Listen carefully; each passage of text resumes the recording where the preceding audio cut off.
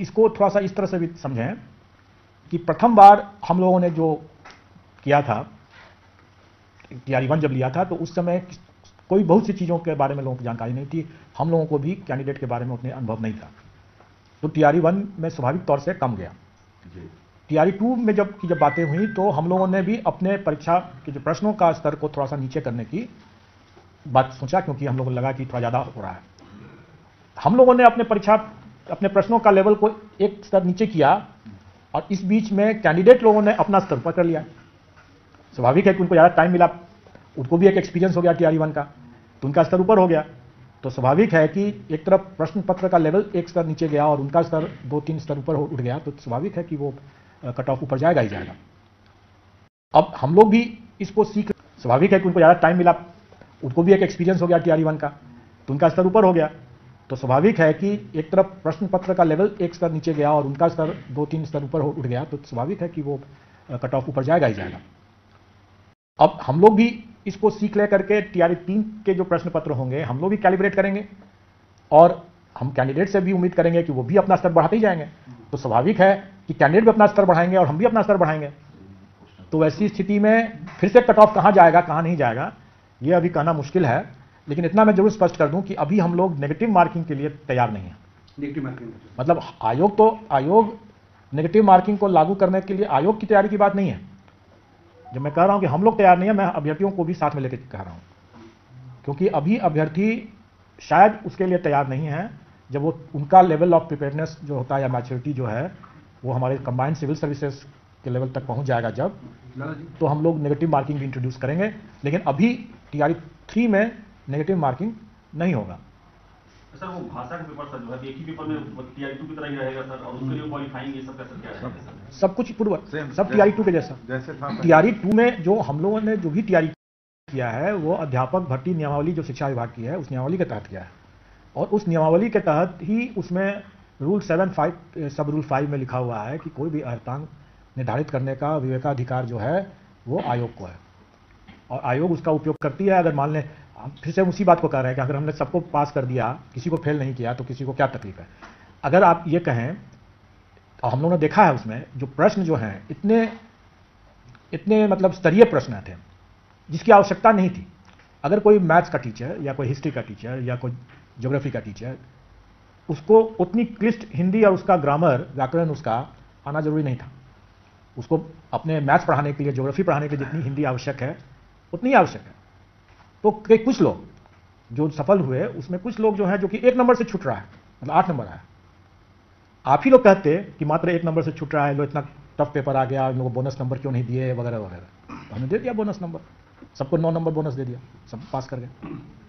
तो कोई पास अगर करता है, किसी को हमने फेल नहीं किया तो नहीं किया, किसी को उसके लिए तकलीफ नहीं होनी चाहिए। अब रही बात की टीआरई 3 में, स्वाभाविक है कि कभी भी जो क्वालिफाइंग पेपर है उसमें हम उसकी विद्वत्ता हमको देखना नहीं है, वो मेरा उद्देश्य नहीं है। हमको देखना है कि वो मिनिमम उसको उतना ज्ञान है कि नहीं है। तो वो मिनिमम देखने के लिए हम लोग भी लैंग्वेज के जो पार्ट होगा, जो 30 प्रश्न भाषा से संबंधित हो गया, उसमें हम लोग ध्यान रखेंगे कि ऐसा इतना स्तरीय प्रश्न न हो जाए कि उसमें अच्छे लोग भी, उसमें जो मैथ्स के अच्छे जानकार टीचर बन सकते थे, अगर उसमें भाषा के कारण से निकल जाए बाहर तो उचित नहीं होगा। और इसीलिए हम लोग इस बार टीआरई 3 में जो भाषा से संबंधित जो मामले होंगे उसका स्तर थोड़ा ठीक से रखेंगे, क्योंकि हमें बहुत ज़्यादा स्तर उसमें नहीं चाहिए, और कम से कम हमें उतना व्याकरण तो बिल्कुल ही नहीं चाहिए। लेकिन ऐसी गलती लोगों ने किया, उस 18 सेंटर्स में ऐसी गलती किया, लेकिन हमारी व्यवस्था थी, हमारी तो नज़र में यहाँ आ ही रहा था, हम लोग देख ही रहे थे सब। हम लोग देखे कि बक्सा उसने अपने कमरे में रख लिया, और अपने कमरे में जब टाइम हुआ तो अपने कमरे में वो उसको खोला। हमारा बक्सा सील्ड होता है, उसके बाद पैकेट सील्ड होता है, उसके अंदर तो कई लेयर में सील्ड होते हैं। तो सारा चीज़ हम लोग देख रहे थे यहाँ से, और आखिर देख रहे थे तभी तो हम लोग उसको पकड़ लिए, तभी तो हम लोगों ने शो कॉज किया। पास्ट में ऐसा होता होगा, किसी की नज़र में नहीं था कि कैमरा नहीं था, तब तो कोई विवाद नहीं था। अभी तो हम लोगों ने पकड़ भी लिया ना, और पकड़ भी लिया और उस पर कार्रवाई भी कर लिया, इसलिए इसमें कोई हम लोग तो दिख ही रहा था कि कहाँ जा रहा है, कैसे जा रहा है, क्या खोला है उसने बॉक्स खोला, पैकेट तो सीढ़ी था, सीढ़ी पैकेट लेकर कमरे में गया।